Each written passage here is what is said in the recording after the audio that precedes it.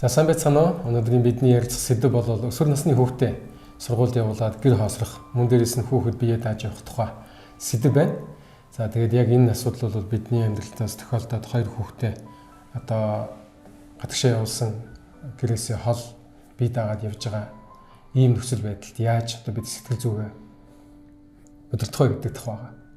Эхний ээлжинд бол бид өөрсдөө эхэлж бодох хэрэгтэй байна. Яагаад тэгэхээр одоо хүүхдүүд ингээд хажууд байсан нэмэртэй тусдаа бас ингээд хүүхдүүдийн төлөө анхаарал хандуулад явж исэн тэр амьдрал гинэд өөрчлөгдөд тэгээд бид нар ийм хоосорсон мэдрэмж их авч сэтгэл их одоо тийм тавгүй хүүхдүүдийн төлөө санаа зовх тийм нөхцөл байдал үүсэж байгаа.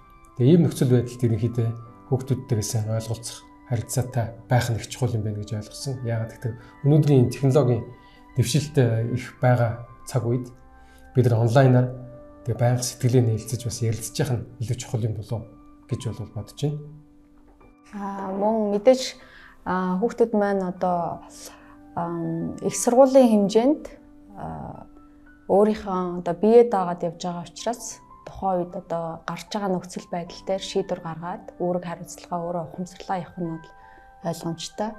Тэгээ хэдийгээр бид нар хажууд нь одоо хамт байж чадахгүй ч гэсэн боломжтой цаг хугацаанд ч гэсэн хүүхдүүдтэйгээ ярилцаад одоо шийдвэрээ гаргахад нь үүрэг хариуцлагаа өөрөхд нь бас анхаарал тавин хамтдаа одоо ярилцаж ойлголцох нь илүү чухал юм байлээ гэж бас хэлмээр байна.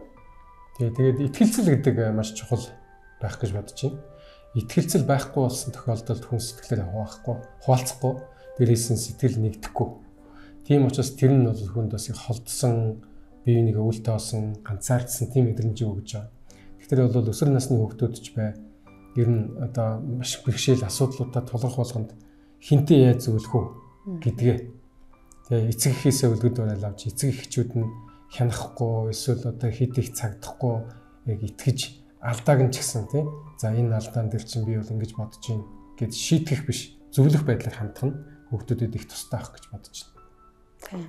Мэдээж явсныхан дараад нь одоо яах вэ гэж сандарч гоох биш. Их сургуульд одоо явхаас нь өмнө цаг гаргаад ярилцаад одоо чи одоо ийм нөхцөл байдал дээр суралцаж амьдрах нь байна. Тэгэхээр ийм цаг хугацаанд нэг иймэрхүү байдлаар хандаад хандлага нь ийм байвал зүгээрээ гэсэн зөвлөмж одоо зөвлөгөөгөө эцэгчүүд нь харамгүйгээр хуваалцаж тохиролцоод одоо бас сэтгэл зүйд нь бэлтгэлтэй байдлаар явуулах нь бас их чухал юм болоо.